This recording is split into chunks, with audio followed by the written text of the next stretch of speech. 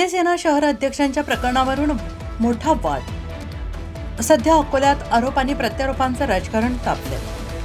शिंदे सेनेचे शहर अध्यक्ष रमेश गायकवाड यांना एका पोलीस कर्मचाऱ्याने मारहाण केली असा त्यांचा आरोप। हा आरोप क्रमांक 1। आरोप क्रमांक 2, दुसरीकडे रमेश गायकवाड यांच्यावरच खंडणीचा आरोप करण्यात आला आहे। सध्या काय स्थिती, तर दोन्ही बाजूंनी आरोप झालेले आहेत। पोलीस याची चौकशी करत आहेत। नेमकं सत्य काय आहे याबाबत अद्याप अधिकृत तपास निष्कर्ष समोर आलेला नाही। त्यामुळेच अकोल्यात या विषयावर जोरदार चर्चा सुरू आहे।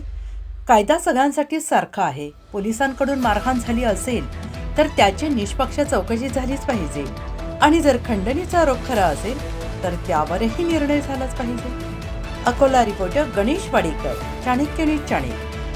आहे तो श्याम शर्मा, त्याला पोलीस प्रशासनानं अनेक वेळा सस्पेंड केलेला, त्यांना सस्पेंड केलेला आहे। तो मला करायची पोलीस असून आणि मी पोलीस आला असून मला कोणी काय करू शकत नाही चर्चा करत आहे तो। आणि त्यानं माझ्या झाली, त्यानं 20 लाख रुपये सुपारी घेतली। त्यांना ते मंदिरवाले महाराज जोडून श्याम शर्मानं तुझ्या समाज असून त्याला 20 लाख रुपये सुपारी घेतली आणि आज त्याला माझ्या जीव मारे साहेब बोलू द्या असं केलं साहेब।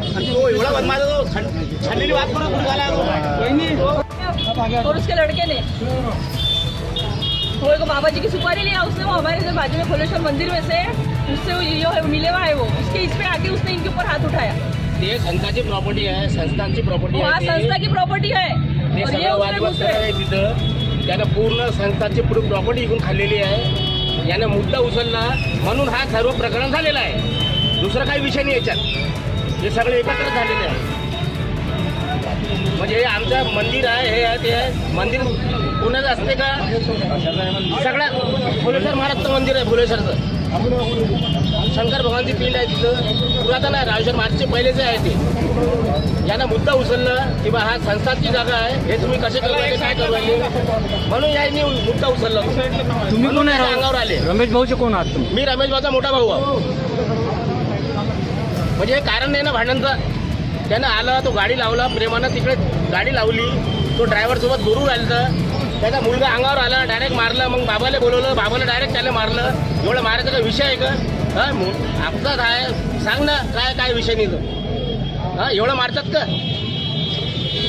म्हणजे कोणी बोलणार आहे तुम्ही काही करसान का? हां,